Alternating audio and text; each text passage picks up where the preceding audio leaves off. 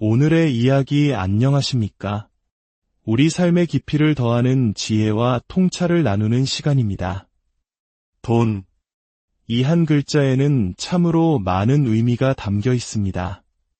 누군가에게는 생존의 수단이고 다른 이에게는 성공의 척도이며 또 어떤 이에게는 행복의 조건이 되기도 합니다. 우리 모두는 평생 이 돈과 사랑과 미움이 뒤섞인 즉 애증의 관계를 맺으며 살아갑니다. 마치 동전의 양면처럼 돈은 우리에게 풍요를 가져다 주기도 하지만 때로는 가장 소중한 인간관계마저 무너뜨리는 무서운 힘을 지니고 있기 때문입니다. 오늘 우리가 함께 나눌 이야기는 바로 그 돈 때문에 평생을 울고 웃었던 한 70대 어르신의 인생 회고록입니다. 이 이야기는 잿더미 속에서 스스로를 일으켜 세운 한 남자의 처절한 분투기이자 돈이라는 거울 앞에 선 자식들의 민낯을 통해 진정한 가족의 의미를 묻는 깊은 질문이기도 합니다. 이 이야기가 여러분의 마음에 깊은 울림을 준다면 더 많은 분들이 삶의 지혜를 함께 나눌 수 있도록 이 채널을 주변에 알려주시는 것만으로도 저희에겐 큰 힘이 됩니다. 여러분의 따뜻한 마음이 저희가 더 좋은 이야기를 만드는 원동력이 됩니다. 그럼 이제 격동의 시대를 온몸으로 살아낸 한 아버지의 목소리에 귀 기울여 보겠습니다. 저는 평생 돈과 애증 관계로 살았던 70살 넘은 남자입니다. 돈이라는 게 참 아이러니합니다. 없으면 살아갈 수가 없으니 어떻게든 한 푼이라도 더 벌려고 아등바등하게 되는 목숨줄 같은 것인데 또 너무 집착하게 되면 인간성과 주변의 모든 것을 잃게 만드는 무서운 존재이기도 하니까요. 저뿐만 아니라 세상 모든 사람이 평생 돈과 애증의 관계를 맺고 살아가는 숙명을 가진 것 같습니다. 저는 바로 그 돈에 인생이 얽히고 마음도 많이 다쳤던 제 이야기를 여러분께 들려드리려고 합니다. 온 나라가 가난했던 시절, 저는 그나마 시골에서 꽤 살았던 집안의 늦둥이 막내로 태어났습니다. 아버지는 남들과 달리 자신의 부유함을 과시하기를 좋아하셨죠.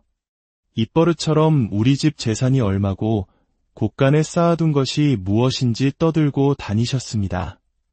그래도 저는 가끔 어려운 사람들을 남몰래 돕기도 하던 마음 한구석에 고운 심성을 지니셨던 아버지를 사랑했습니다. 하지만 아버지는 그놈의 과시하는 버릇 때문에 결국 큰 봉변을 당하고 말았습니다. 나쁜 사람은 아니었는데 그놈의 입이 방정이었지 지금도 어머니가 하시던 한탄이 귓가에 맴돕니다. 내가 돈이 많다, 집에 쌓아둔 재물이 많다, 그렇게 떠들고 다녔으니 불안당들이 가만히 있었겠나. 제가 12살 되던 해 저희 집에 강도가 들었습니다. 그리고 그 강도를 막으려던 아버지는 결국 세상을 떠나고 말았습니다. 그때 범인은 끝내 잡히지도 않았습니다. 허망하게 아버지를 떠나보낸 후 이번엔 저보다 12살, 11살 많았던 두 형이 문제였습니다. 돈을 꽉 쥐고 계시던 아버지가 사라지자 두 형은 기다렸다는 듯이 노름에 빠지기 시작했습니다. 형들 때문에 집안은 하루도 조용할 날이 없었습니다. 어머니는 매일 눈물로 밤을 지새우면서도 그 시절 많은 어머니들이 그러셨듯 장남이 최고라는 생각에 큰형에게 계속 돈을 내어주셨습니다. 누나들은 그런 어머니와 오빠들에게 진절머리가 난다며 일찌감치 시집을 가버린 뒤 친정인 저희 집으로는 발길도 하지 않았죠. 저는 속으로 울부짖었습니다. 형들은 아버지를 돌아가시게 만든 그 강도보다 더 나쁜 인간들이야. 강도는 우리 집 돈을 훔쳐가서 자기 가족들 배라도 불렸겠지. 하지만 형들은 가족들을 오히려 불행하게 만들고 서로 미워하게 만들었잖아. 어찌나 손발이 잘 맞는지 두 형은 끝내 사이좋게 집안을 말아먹었습니다. 어머니도 나중엔 버티다 못해 돈을 내어주지 않으려 하셨지만 형들은 기어코 마지막 남은 집문서까지 가져가 시원하게 날리고 왔더군요. 그 일로 우린 주먹만 한 사글세방으로 쫓겨나야 했고 어머니는 그 충격으로 쓰러지셨습니다. 그때도 누나들은 코빼기도 비치지 않았습니다. 그런데도 형들은 반성의 기미는커녕 저와 아픈 어머니만 남겨두고 야반도주를 해버렸습니다. 이제 집에서 나올 돈도 없던 차에 옆 동네 사람에게 빌렸던 돈도 갚지 못해 도망쳐버린 겁니다. 그때가 제가 19살 때였습니다.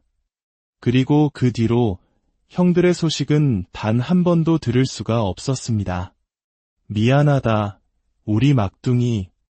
이 애미가 부족해서 집안을 지키지 못했구나. 하늘에서 내 아버지가 나한테 얼마나 화를 내겠니? 어머니는 돌아가실 때까지 스스로를 자책하셨습니다. 저는 그런 어머니를 병원에 모시고 갈 돈도 없어 집에서 간병을 하며 매일 눈물로 지새웠습니다.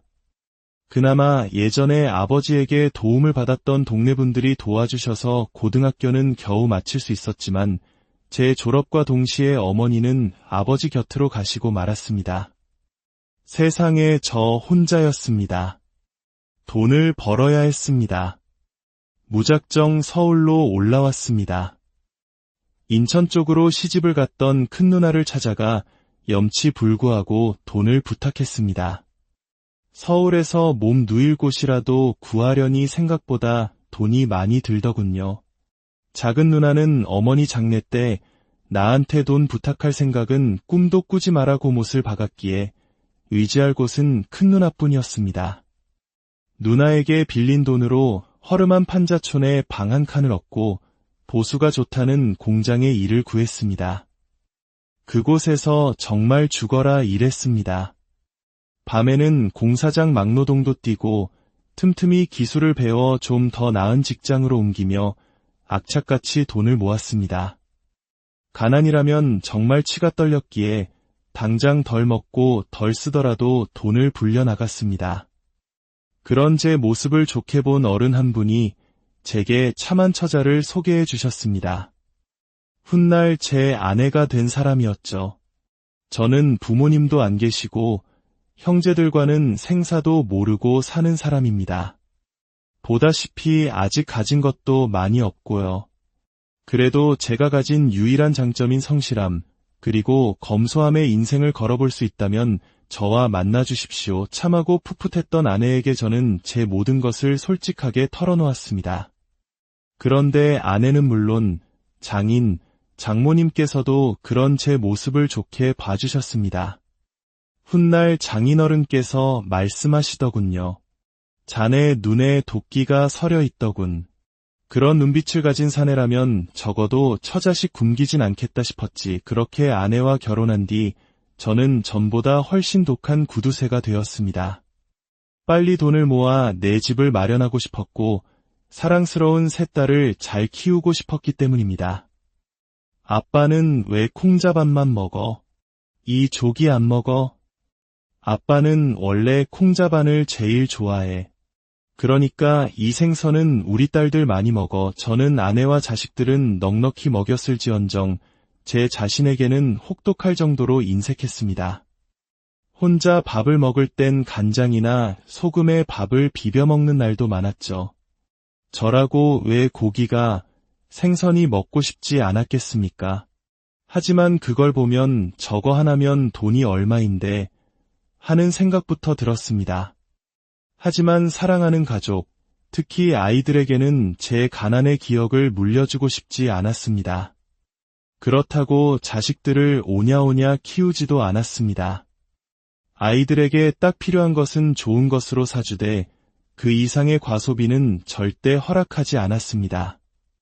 아빠, 나 운동화 하나만 더 사주면 안 돼? 친구가 새로 산 게 너무 예쁘단 말이야. 안 된다. 너 운동화 2켤레나 있잖니. 한 푼 두 푼 우습게 보다간 집 망하는 거 순식간이야. 이 아빠는 운동화 하나 사면 10년을 신는 사람이다.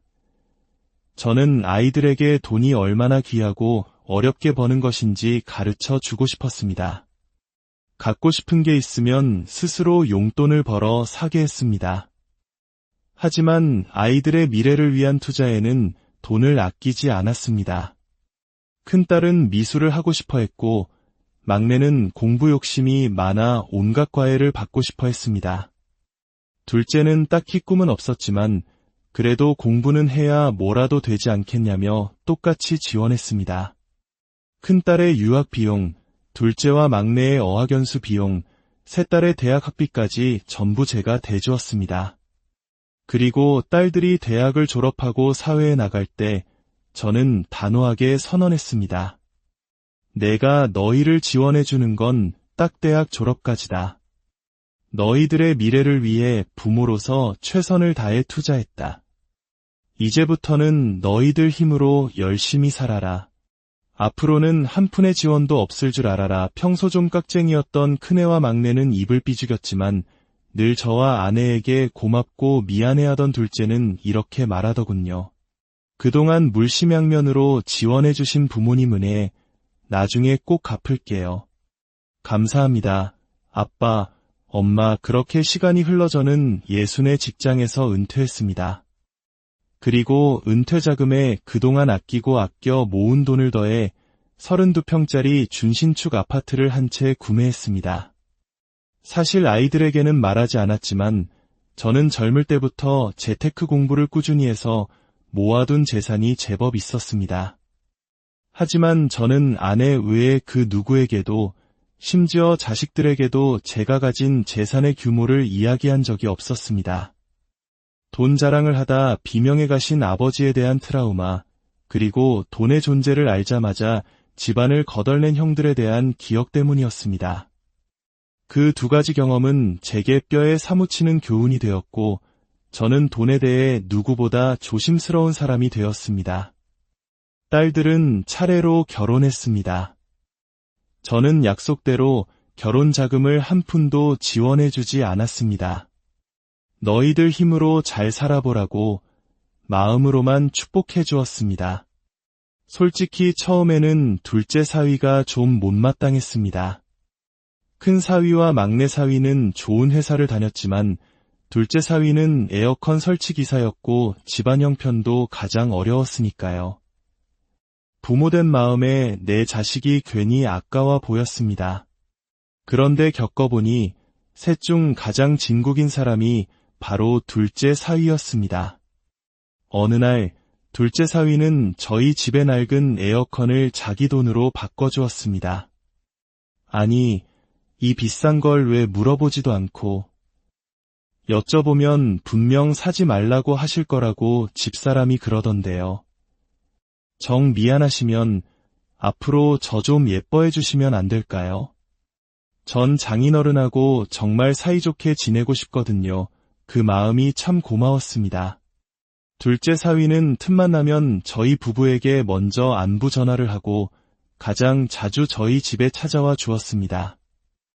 제가 발목 골절로 병원에 입원했을 때는 정말 하루도 빠짐없이 병문안을 왔습니다. 자네도 주말엔 좀 쉬고 싶을 텐데 왜 자꾸 오나? 제가 여기 온다고 힘들 일이 있나요? 여기서 장인어른이랑 수다 떨면서 쉬는 거죠. 하하. 저번에 제가 고등학생 때 치킨 배달 아르바이트 하다 만난 진상 손님 이야기하다 말았죠? 그 뒤가 더 골 때리는데 들어보세요. 친자식이라도 그렇게 하기는 쉽지 않았을 겁니다. 사람은 어찌나 다정하고 속이 깊던지요. 저도 모르게 둘째 사위를 가장 예뻐하게 되었습니다. 반면 큰 사위와 막내 사위는 갈수록 실망스러웠습니다. 큰 사위는 직장을 그만두고 차린 스크린 골프 연습장이 대박이 나자 사람이 변했습니다. 사치스러워지고 은근히 돈 없는 사람을 깔보는 태도를 보였습니다. 저는 남에게 피해를 주는 행동은 참을 수 없어 따끔하게 혼냈고 그 뒤로 큰딸 내에는 저희 집에 잘 오지 않았습니다. 막내 사위는 손해보는 것을 병적으로 싫어하는 타입이었습니다. 명절에도 저희 부부 생일에도 늘 빈손이었죠. 저희 집에서 더 이상 얻을 것이 없다고 판단했는지 나중에는 바쁘다는 핑계로 명절에 처가에는 오지도 않았습니다. 막내딸은 이렇게 말하더군요. 아빠도 구두쇠처럼 살아봐서 이해하지? 우리 시부모님은 돈이 좀 있으시잖아. 남편이 부모님께 잘 보여야 나중에 떨어질 것도 많다고 하더라고. 참, 자식 키워봤자 아무 소용 없다는 생각이 들었습니다. 그러던 중 착한 둘째네에게 힘든 시간이 찾아왔습니다. 둘째 딸이 유방암 판정을 받은 겁니다. 아직 제 눈엔 어린아이 같은 딸이 암이라니 눈앞이 캄캄했습니다. 그 힘든 시간 동안 둘째 사위는 혼자 외벌이를 하며 아내의 치료비를 대고 두 손주를 키웠습니다. 아내가 치료 후에도 2년 넘게 몸을 회복하느라 일하지 못하는 동안에도 사위는 단 한 번도 힘든 내색을 하지 않았습니다. 저는 고생하는 사위를 위해 병원비를 보태주고 틈틈이 돈을 쥐어주었습니다. 아닙니다. 제가 더 능력이 있었으면 좋았을 텐데 제가 오히려 죄송하고 감사합니다. 장인어른. 사위는 늘 그렇게 말했습니다. 다행히 둘째 딸의 건강은 아주 많이 호전되었습니다. 4년 만에 다시 직장도 구했죠. 이제 한시름 놓나 했더니 이번엔 제 아내에게 불행이 찾아왔습니다. 아내는 시름시름 앓다 결국 병원에 입원했고 투병을 시작했습니다. 아내 곁을 지킨 것은 저를 제외하고 역시나 둘째 내외였습니다.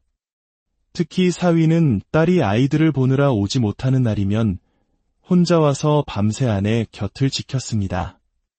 자네는 어쩜 이렇게 속이 깊은가? 깊긴요. 전 그냥 제 가족을 지키고 싶은 겁니다. 저희 어머니가 23살 때 돌아가셨는데 그때 투병하는 어머니 곁에서 얼마나 기도했는지 모릅니다. 제발 데려가지 말아 달라고요. 그 기억 때문에 가족이 아프면 어떻게든 더 잘하고 싶어집니다. 친부모도 아닌 장모의 간병을 그렇게 진심으로 해주는 사위가 세상에 또 있을까요? 정작 큰딸과 막내딸 내에는 병문안도 손에 꼽을 정도로만 왔을 뿐입니다. 그리고 아내는 투병을 시작한 지 1년 만에 결국 눈을 감고 말았습니다. 평생 고생만 하다 간 아내에게 너무나 미안했습니다. 아내를 떠나보낸 제가 걱정되었는지 둘째 내에는 손주들을 데리고 정말 자주 저희 집에 찾아왔습니다. 고맙다. 다른 자식들은 바쁘다며 전화 한 통 없는데 너희 둘밖에 없구나. 그러던 어느 날 저는 오랜 친구와 통화를 하며 속내를 털어놓았습니다. 사는 게 참 그래. 돈에 한이 맺혀서 그렇게 아등바등 살았는데 아내가 죽고 나니 다 무슨 소용인가 싶어. 어차피 내가 눈 감으면 다 자식들에게 갈 돈인데 미리 좀 증여해 줄까봐. 애들 결혼할 때 한 푼도 안 도와줬던 게 미안하기도 하고 그러자 친구가 정색을 하며 말했습니다. 이 사람아, 정신 차리게. 설마 그걸 똑같이 나눠주려는 건 아니지? 너한테 제일 잘하는 자식한테 더 많이 줘야지. 내가 자식들한테 미리 재산 증여해줬다가 지금 나 몰라라 하는 놈들 때문에 얼마나 후회하는지 몰라. 친구의 말이 맞았습니다. 다른 애들과 달리 둘째네가 저와 아내에게 얼마나 잘했는데 재산을 똑같이 나눠준단 말입니까? 저는 마지막으로 확인을 해보기로 했습니다. 큰딸과 막내딸 내외에게 최소한의 자식된 도리는 남아있는지 떠보기로 한 거죠. 저는 사위들에게 거짓말로 문자를 보냈습니다. 오늘 내가 말기 암 판정을 받았네. 길어야 6개월이라는데 너무 무섭고 외롭구나. 누가 날 남은 시간만 좀 데리고 살아주면 안 되겠나. 결과는 충격적이었습니다.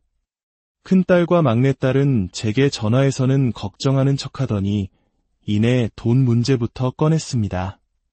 아빠, 우리 집은 좁아서 모시긴 좀 그래. 호스피스 병원 알아봐. 그 정도 병원비 낼 돈은 있지. 근데 만약 우리가 아빠 모시면 아빠 집 한 돈은 우리한테 다 주는 거야? 우리가 손해보는 거니까.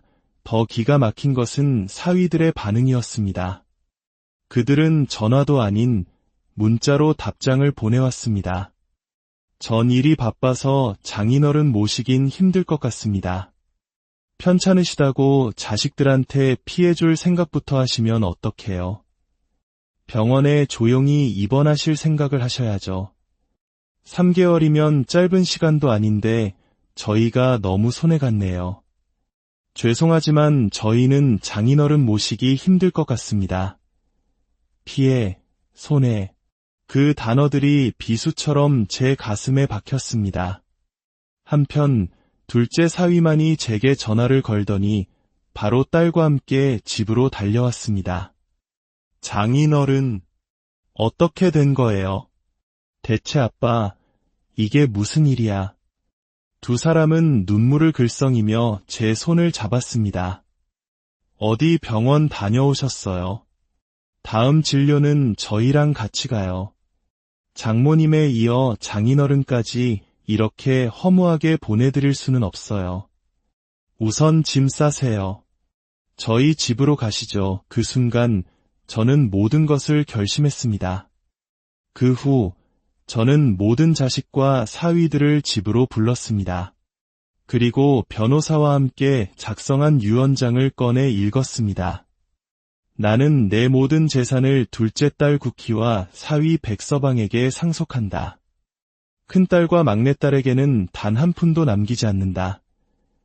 큰딸과 막내딸은 길길이 날뛰었고 사위들은 당장 유언을 무효로 하라며 소리쳤습니다. 그때 저는 말했습니다. 사실 암이라는 건 거짓말이었다.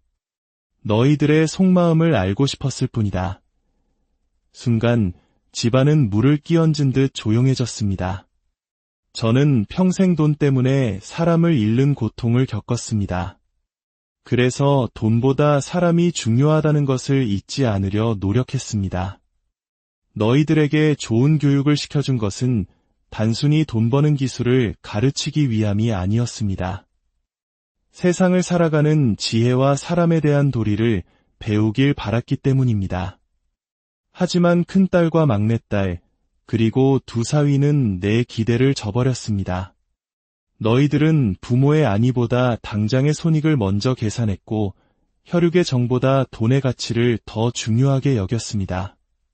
하지만 둘째 사위, 백서방은 달랐습니다. 그는 가진 것이 많지 않았지만 마음만은 세상 누구보다 부자였습니다. 그는 조건 없이 사람에게 진심을 다했고 그것이 진짜 효이고 가족의 도리라는 것을 몸소 보여주었습니다. 나는 돈이 아니라 사람에게 투자했던 겁니다. 그리고 그 투자는 최고의 결실을 맺었습니다. 저는 둘째 사위를 통해 잃어버렸던 아들을 얻었고 진정한 가족의 의미를 다시 깨달았습니다. 제 남은 인생은 이 착한 아들, 딸과 함께 행복하게 보낼 생각입니다. 제 평생의 노력으로 이룬 재산은 그 가치를 아는 사람에게 돌아가는 것이 마땅합니다. 이것이 제 마지막 결정입니다. 그날 이후 큰딸과 막내딸 내외와는 연을 끊었습니다. 저는 지금 둘째네 집 근처로 이사와 매일 손주들을 보고 사위와 막걸리 잔을 기울이며 살고 있습니다. 평생 돈을 쫓아 살았지만 인생의 황혼역에 이르러서야 깨닫습니다. 진정한 재산은 통장 잔고가 아니라 내 곁을 지켜주는 따뜻한 사람이라는 것을 말입니다.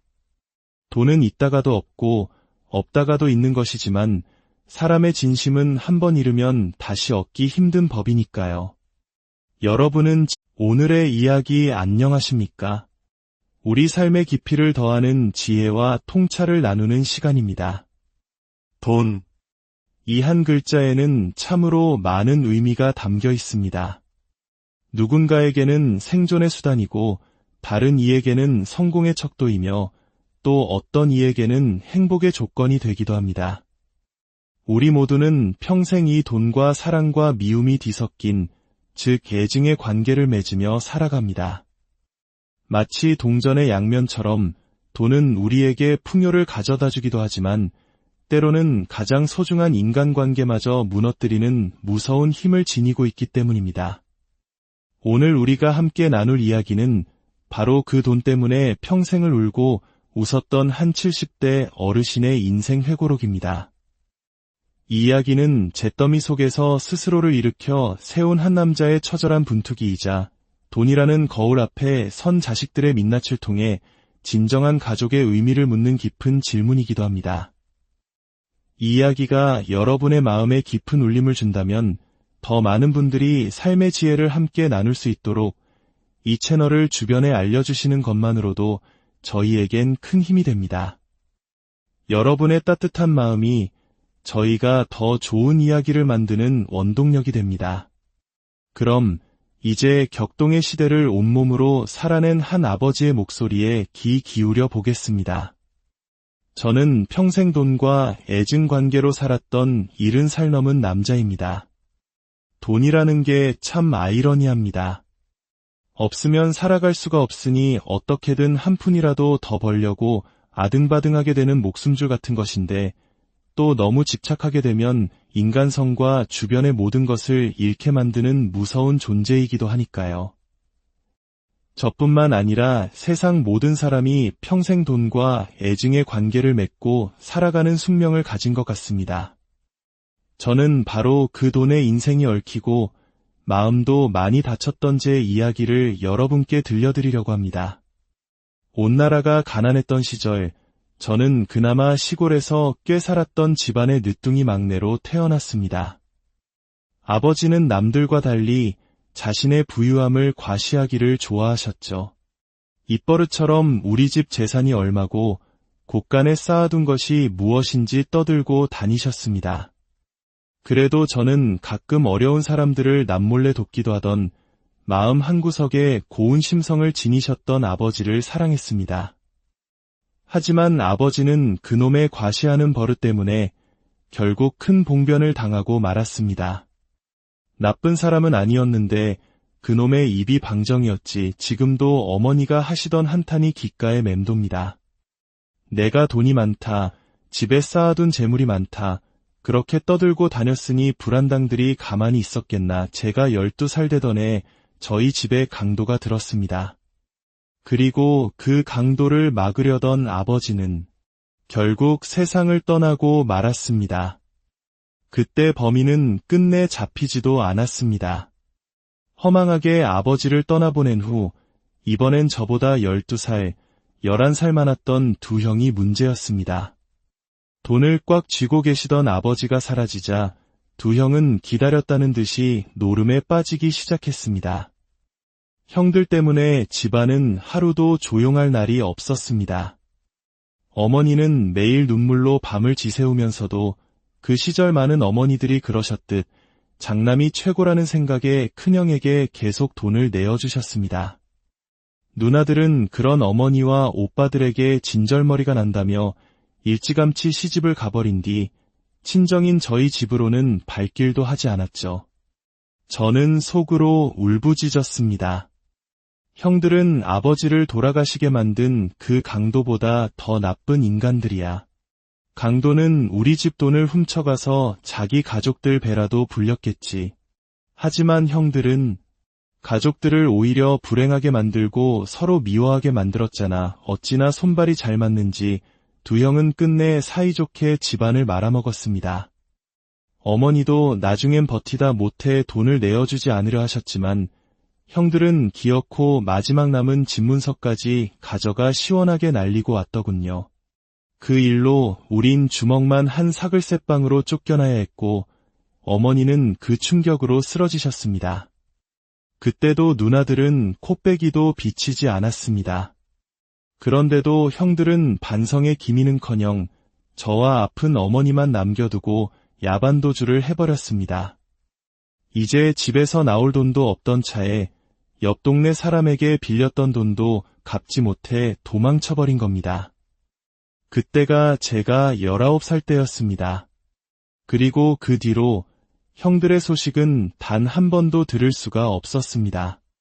미안하다, 우리 막둥이. 이 애미가 부족해서 집안을 지키지 못했구나. 하늘에서 내 아버지가 나한테 얼마나 화를 내겠니?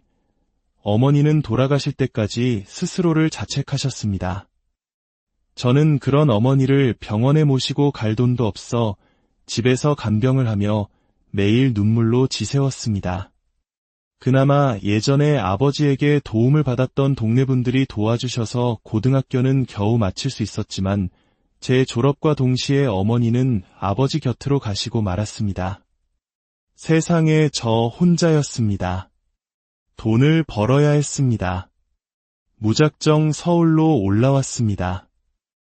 인천 쪽으로 시집을 갔던 큰 누나를 찾아가 염치불구하고 돈을 부탁했습니다. 서울에서 몸 누일 곳이라도 구하려니 생각보다 돈이 많이 들더군요.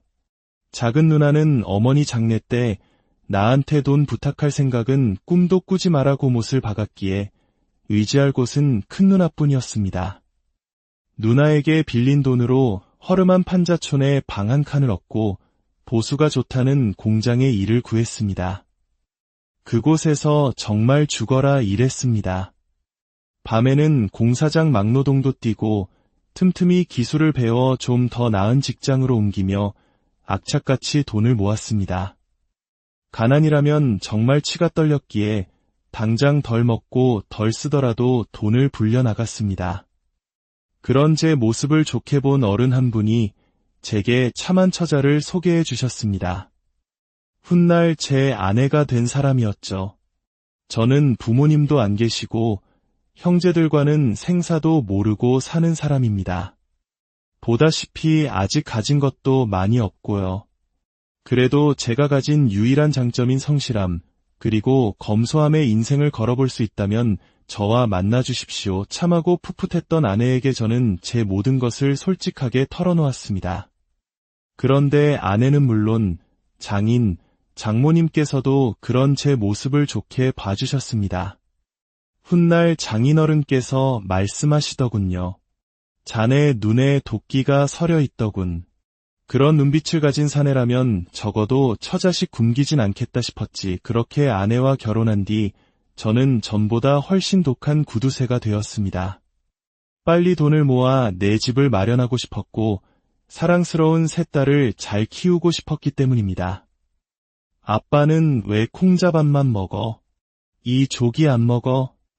아빠는 원래 콩자반을 제일 좋아해. 그러니까 이 생선은 우리 딸들 많이 먹어. 저는 아내와 자식들은 넉넉히 먹였을지언정 제 자신에게는 혹독할 정도로 인색했습니다. 혼자 밥을 먹을 땐 간장이나 소금에 밥을 비벼 먹는 날도 많았죠. 저라고 왜 고기가, 생선이 먹고 싶지 않았겠습니까? 하지만 그걸 보면 저거 하나면 돈이 얼마인데 하는 생각부터 들었습니다. 하지만 사랑하는 가족, 특히 아이들에게는 제 가난의 기억을 물려주고 싶지 않았습니다.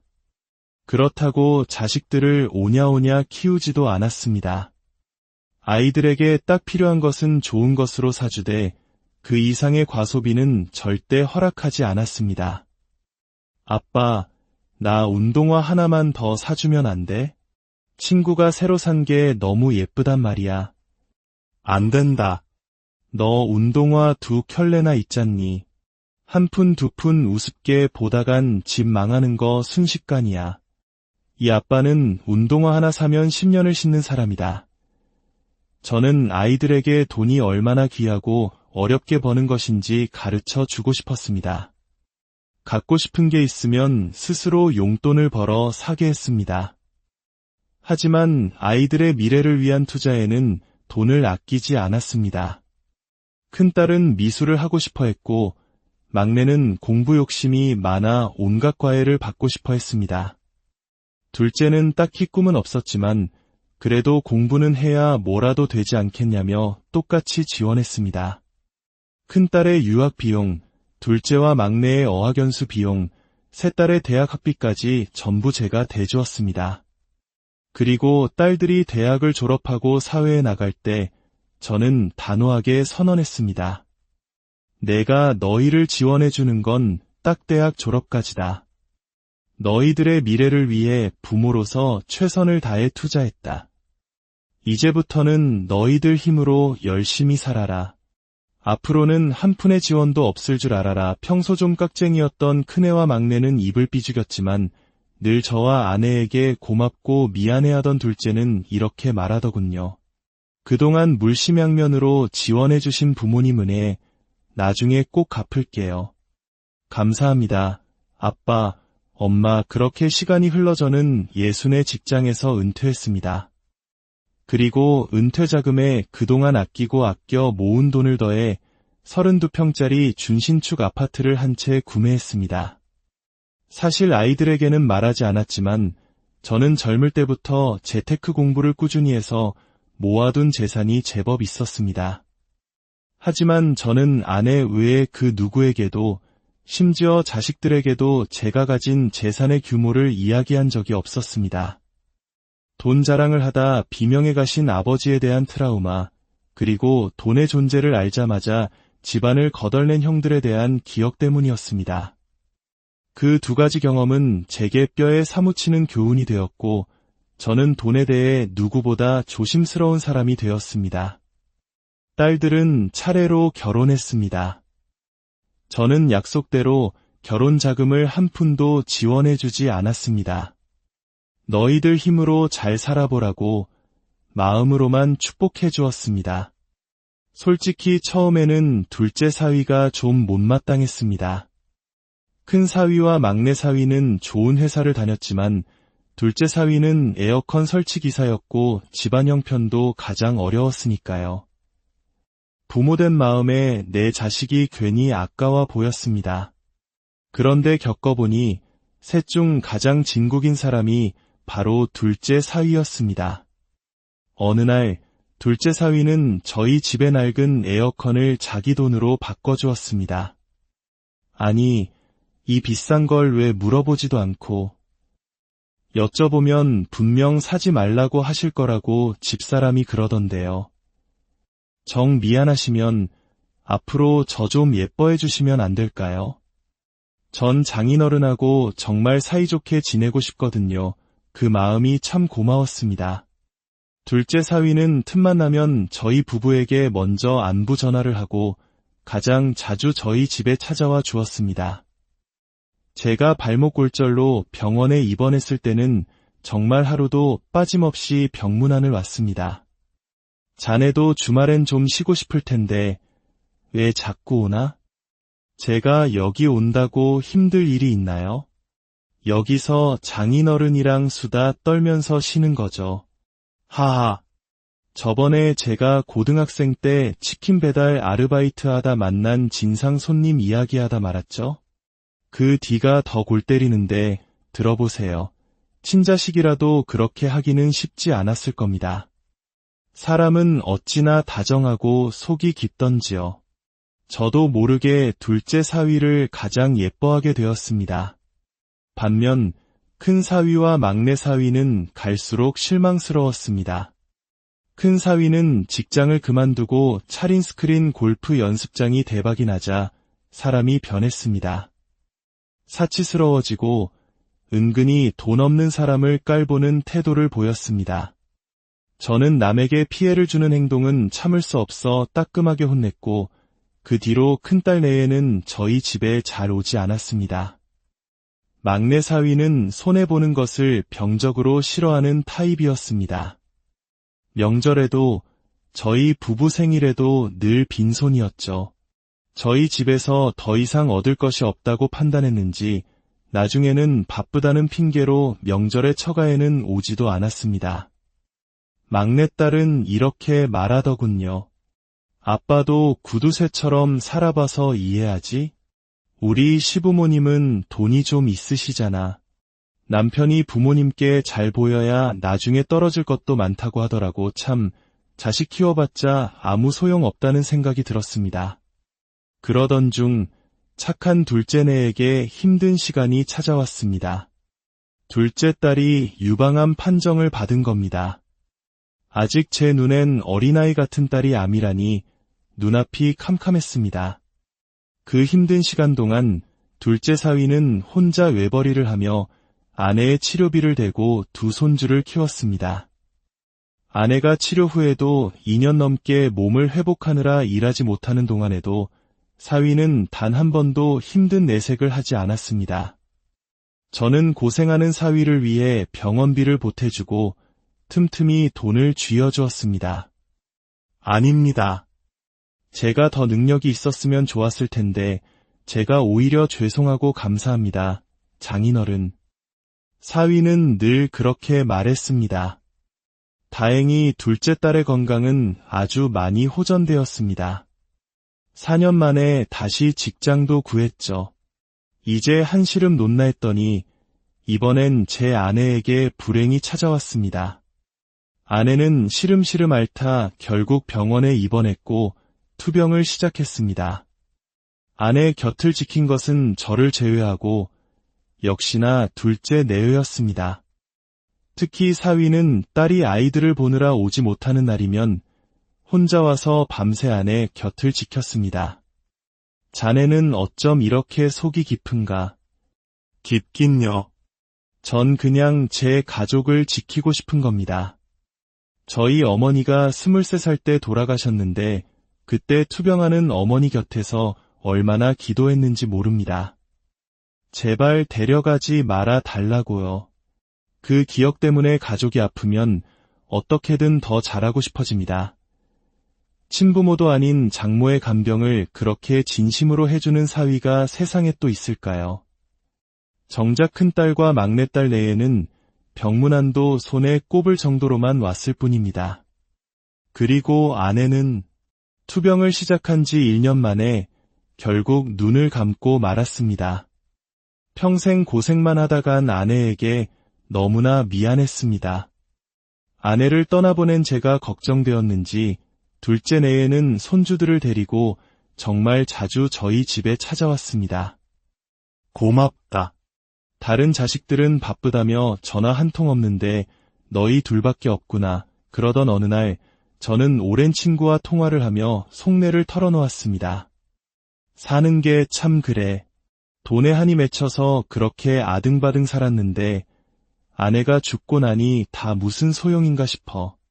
어차피 내가 눈 감으면 다 자식들에게 갈 돈인데 미리 좀 증여해 줄까 봐. 애들 결혼할 때 한 푼도 안 도와줬던 게 미안하기도 하고 그러자 친구가 정색을 하며 말했습니다. 이 사람아, 정신 차리게. 설마 그걸 똑같이 나눠주려는 건 아니지? 너한테 제일 잘하는 자식한테 더 많이 줘야지. 내가 자식들한테 미리 재산 증여해줬다가 지금 나 몰라라 하는 놈들 때문에 얼마나 후회하는지 몰라. 친구의 말이 맞았습니다. 다른 애들과 달리 둘째네가 저와 아내에게 얼마나 잘했는데 재산을 똑같이 나눠준단 말입니까? 저는 마지막으로 확인을 해보기로 했습니다. 큰딸과 막내딸 내외에게 최소한의 자식된 도리는 남아있는지 떠보기로 한 거죠. 저는 사위들에게 거짓말로 문자를 보냈습니다.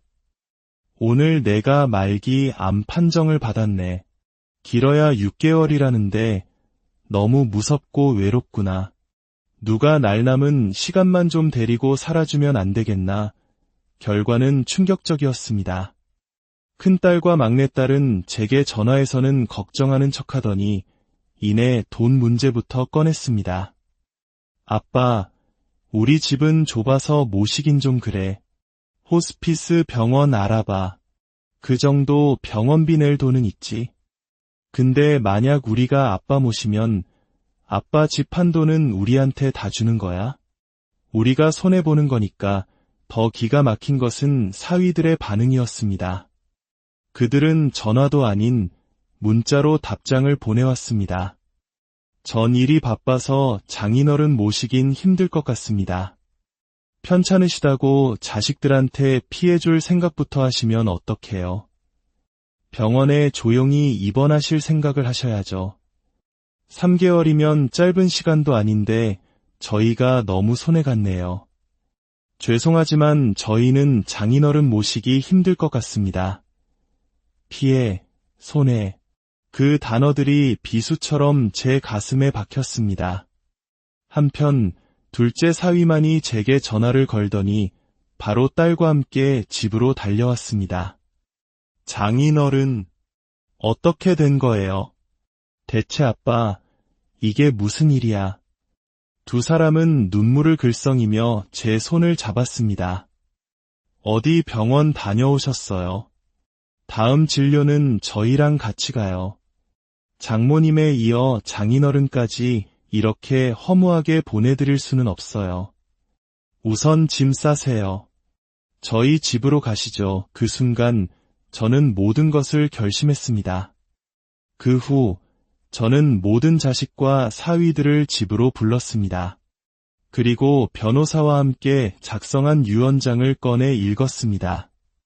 나는 내 모든 재산을 둘째 딸 구키와 사위 백서방에게 상속한다. 큰딸과 막내딸에게는 단 한 푼도 남기지 않는다. 큰딸과 막내딸은 길길이 날뛰었고 사위들은 당장 유언을 무효로 하라며 소리쳤습니다. 그때 저는 말했습니다. 사실 암이라는 건 거짓말이었다. 너희들의 속마음을 알고 싶었을 뿐이다. 순간 집안은 물을 끼얹은 듯 조용해졌습니다. 저는 평생 돈 때문에 사람을 잃는 고통을 겪었습니다. 그래서 돈보다 사람이 중요하다는 것을 잊지 않으려 노력했습니다. 너희들에게 좋은 교육을 시켜준 것은 단순히 돈 버는 기술을 가르치기 위함이 아니었습니다. 세상을 살아가는 지혜와 사람에 대한 도리를 배우길 바랐기 때문입니다. 하지만 큰딸과 막내딸, 그리고 두 사위는 내 기대를 저버렸습니다. 너희들은 부모의 안위보다 당장의 손익을 먼저 계산했고 혈육의 정보다 돈의 가치를 더 중요하게 여겼습니다.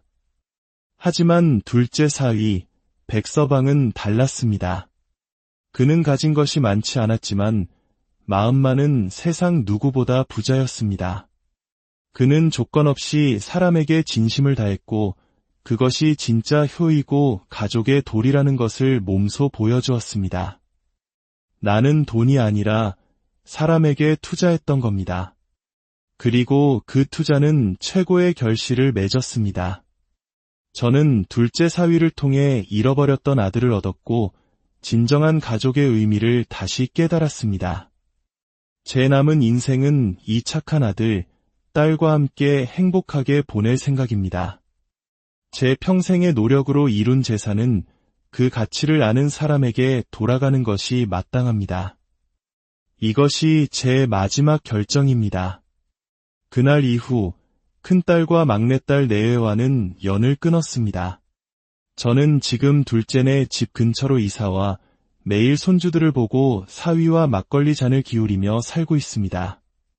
평생 돈을 쫓아 살았지만 인생의 황혼역에 이르러서야 깨닫습니다. 진정한 재산은 통장 잔고가 아니라 내 곁을 지켜주는 따뜻한 사람이라는 것을 말입니다. 돈은 있다가도 없고 없다가도 있는 것이지만 사람의 진심은 한 번 잃으면 다시 얻기 힘든 법이니까요. 여러분은 오늘의 이야기 안녕하십니까? 우리 삶의 깊이를 더하는 지혜와 통찰을 나누는 시간입니다. 돈. 이 한 글자에는 참으로 많은 의미가 담겨 있습니다. 누군가에게는 생존의 수단이고 다른 이에게는 성공의 척도이며 또 어떤 이에게는 행복의 조건이 되기도 합니다. 우리 모두는 평생 이 돈과 사랑과 미움이 뒤섞인 즉 애증의 관계를 맺으며 살아갑니다.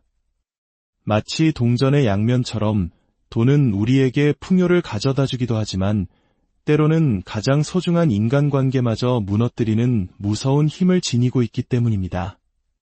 오늘 우리가 함께 나눌 이야기는 바로 그 돈 때문에 평생을 울고 웃었던 한 70대 어르신의 인생 회고록입니다. 이 이야기는 잿더미 속에서 스스로를 일으켜 세운 한 남자의 처절한 분투기이자 돈이라는 거울 앞에 선 자식들의 민낯을 통해 진정한 가족의 의미를 묻는 깊은 질문이기도 합니다. 이 이야기가 여러분의 마음에 깊은 울림을 준다면 더 많은 분들이 삶의 지혜를 함께 나눌 수 있도록 이 채널을 주변에 알려주시는 것만으로도 저희에겐 큰 힘이 됩니다. 여러분의 따뜻한 마음이 저희가 더 좋은 이야기를 만드는 원동력이 됩니다. 그럼 이제 격동의 시대를 온몸으로 살아낸 한 아버지의 목소리에 귀 기울여 보겠습니다.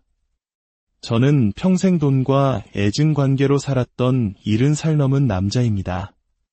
돈이라는 게 참 아이러니합니다.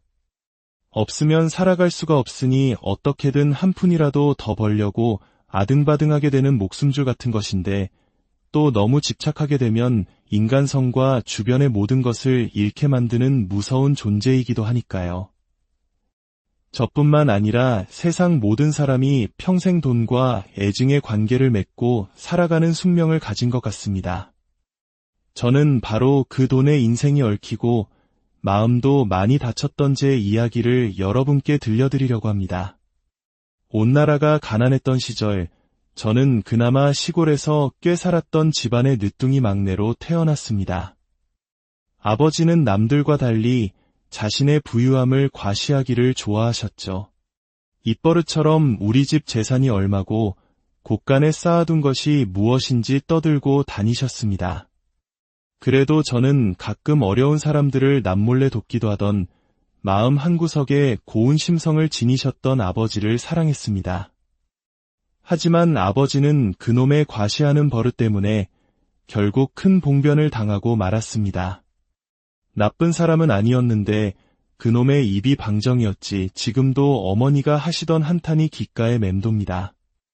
내가 돈이 많다, 집에 쌓아둔 재물이 많다, 그렇게 떠들고 다녔으니 불안당들이 가만히 있었겠나. 제가 12살 되던 해 저희 집에 강도가 들었습니다. 그리고 그 강도를 막으려던 아버지는 결국 세상을 떠나고 말았습니다. 그때 범인은 끝내 잡히지도 않았습니다. 허망하게 아버지를 떠나보낸 후 이번엔 저보다 12살, 11살 많았던 두 형이 문제였습니다. 돈을 꽉 쥐고 계시던 아버지가 사라지자 두 형은 기다렸다는 듯이 노름에 빠지기 시작했습니다. 형들 때문에 집안은 하루도 조용할 날이 없었습니다. 어머니는 매일 눈물로 밤을 지새우면서도 그 시절 많은 어머니들이 그러셨듯 장남이 최고라는 생각에 큰형에게 계속 돈을 내어주셨습니다. 누나들은 그런 어머니와 오빠들에게 진절머리가 난다며 일찌감치 시집을 가버린 뒤 친정인 저희 집으로는 발길도 하지 않았죠. 저는 속으로 울부짖었습니다.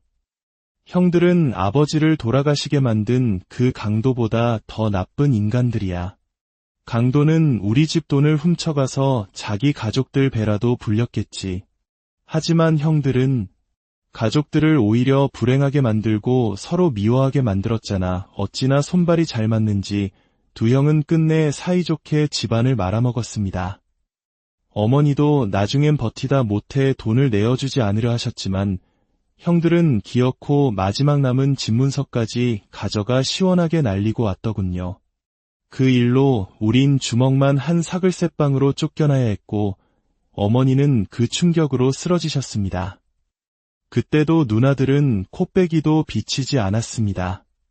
그런데도 형들은 반성의 기미는커녕 저와 아픈 어머니만 남겨두고 야반도주를 해버렸습니다. 이제 집에서 나올 돈도 없던 차에 옆 동네 사람에게 빌렸던 돈도 갚지 못해 도망쳐버린 겁니다. 그때가 제가 19살 때였습니다. 그리고 그 뒤로 형들의 소식은 단 한 번도 들을 수가 없었습니다. 미안하다, 우리 막둥이. 이 애미가 부족해서 집안을 지키지 못했구나. 하늘에서 내 아버지가 나한테 얼마나 화를 내겠니? 어머니는 돌아가실 때까지 스스로를 자책하셨습니다. 저는 그런 어머니를 병원에 모시고 갈 돈도 없어 집에서 간병을 하며 매일 눈물로 지새웠습니다. 그나마 예전에 아버지에게 도움을 받았던 동네분들이 도와주셔서 고등학교는 겨우 마칠 수 있었지만 제 졸업과 동시에 어머니는 아버지 곁으로 가시고 말았습니다. 세상에 저 혼자였습니다. 돈을 벌어야 했습니다. 무작정 서울로 올라왔습니다. 인천 쪽으로 시집을 갔던 큰 누나를 찾아가 염치불구하고 돈을 부탁했습니다. 서울에서 몸 누일 곳이라도 구하려니 생각보다 돈이 많이 들더군요. 작은 누나는 어머니 장례 때 나한테 돈 부탁할 생각은 꿈도 꾸지 마라고 못을 박았기에 의지할 곳은 큰 누나뿐이었습니다. 누나에게 빌린 돈으로 허름한 판자촌에 방 한 칸을 얻고 보수가 좋다는 공장에 일을 구했습니다. 그곳에서 정말 죽어라 일했습니다. 밤에는 공사장 막노동도 뛰고 틈틈이 기술을 배워 좀 더 나은 직장으로 옮기며 악착같이 돈을 모았습니다. 가난이라면 정말 치가 떨렸기에 당장 덜 먹고 덜 쓰더라도 돈을 불려나갔습니다. 그런 제 모습을 좋게 본 어른 한 분이 제게 참한 처자를 소개해 주셨습니다. 훗날 제 아내가 된 사람이었죠. 저는 부모님도 안 계시고 형제들과는 생사도 모르고 사는 사람입니다. 보다시피 아직 가진 것도 많이 없고요. 그래도 제가 가진 유일한 장점인 성실함, 그리고 검소함의 인생을 걸어볼 수 있다면 저와 만나주십시오. 참하고 풋풋했던 아내에게 저는 제 모든 것을 솔직하게 털어놓았습니다. 그런데 아내는 물론 장인, 장모님께서도 그런 제 모습을 좋게 봐주셨습니다. 훗날 장인어른께서 말씀하시더군요. 자네 눈에 도끼가 서려 있더군. 그런 눈빛을 가진 사내라면 적어도 처자식 굶기진 않겠다 싶었지. 그렇게 아내와 결혼한 뒤 저는 전보다 훨씬 독한 구두쇠가 되었습니다. 빨리 돈을 모아 내 집을 마련하고 싶었고 사랑스러운 세 딸을 잘 키우고 싶었기 때문입니다. 아빠는 왜 콩자반만 먹어? 이 조기 안 먹어? 아빠는 원래 콩자반을 제일 좋아해. 그러니까 이 생선은 우리 딸들 많이 먹어. 저는 아내와 자식들은 넉넉히 먹였을지언정 제 자신에게는 혹독할 정도로 인색했습니다. 혼자 밥을 먹을 땐 간장이나 소금에 밥을 비벼 먹는 날도 많았죠. 저라고 왜 고기가, 생선이 먹고 싶지 않았겠습니까? 하지만 그걸 보면 저거 하나면 돈이 얼마인데 하는 생각부터 들었습니다. 하지만 사랑하는 가족, 특히 아이들에게는 제 가난의 기억을 물려주고 싶지 않았습니다. 그렇다고 자식들을 오냐오냐 키우지도 않았습니다. 아이들에게 딱 필요한 것은 좋은 것으로 사주되 그 이상의 과소비는 절대 허락하지 않았습니다. 아빠, 나 운동화 하나만 더 사주면 안 돼? 친구가 새로 산 게 너무 예쁘단 말이야. 안 된다. 너 운동화 2켤레나 있잖니. 한 푼 두 푼 우습게 보다간 집 망하는 거 순식간이야. 이 아빠는 운동화 하나 사면 10년을 신는 사람이다. 저는 아이들에게 돈이 얼마나 귀하고 어렵게 버는 것인지 가르쳐 주고 싶었습니다. 갖고 싶은 게 있으면 스스로 용돈을 벌어 사게 했습니다. 하지만 아이들의 미래를 위한 투자에는 돈을 아끼지 않았습니다. 큰딸은 미술을 하고 싶어 했고 막내는 공부 욕심이 많아 온갖 과외를 받고 싶어 했습니다. 둘째는 딱히 꿈은 없었지만 그래도 공부는 해야 뭐라도 되지 않겠냐며 똑같이 지원했습니다. 큰딸의 유학 비용, 둘째와 막내의 어학연수 비용, 셋딸의 대학 학비까지 전부 제가 대주었습니다. 그리고 딸들이 대학을 졸업하고 사회에 나갈 때 저는 단호하게 선언했습니다. 내가 너희를 지원해주는 건 딱 대학 졸업까지다. 너희들의 미래를 위해 부모로서 최선을 다해 투자했다. 이제부터는 너희들 힘으로 열심히 살아라. 앞으로는 한 푼의 지원도 없을 줄 알아라. 평소 좀 깍쟁이였던 큰애와 막내는 입을 삐죽였지만 늘 저와 아내에게 고맙고 미안해하던 둘째는 이렇게 말하더군요. 그동안 물심양면으로 지원해주신 부모님 은혜 나중에 꼭 갚을게요. 감사합니다. 아빠, 엄마. 그렇게 시간이 흘러 저는 예순의 직장에서 은퇴했습니다. 그리고 은퇴 자금에 그동안 아끼고 아껴 모은 돈을 더해 32평짜리 준신축 아파트를 한 채 구매했습니다. 사실 아이들에게는 말하지 않았지만 저는 젊을 때부터 재테크 공부를 꾸준히 해서 모아둔 재산이 제법 있었습니다. 하지만 저는 아내 외에 그 누구에게도, 심지어 자식들에게도 제가 가진 재산의 규모를 이야기한 적이 없었습니다. 돈 자랑을 하다 비명에 가신 아버지에 대한 트라우마, 그리고 돈의 존재를 알자마자 집안을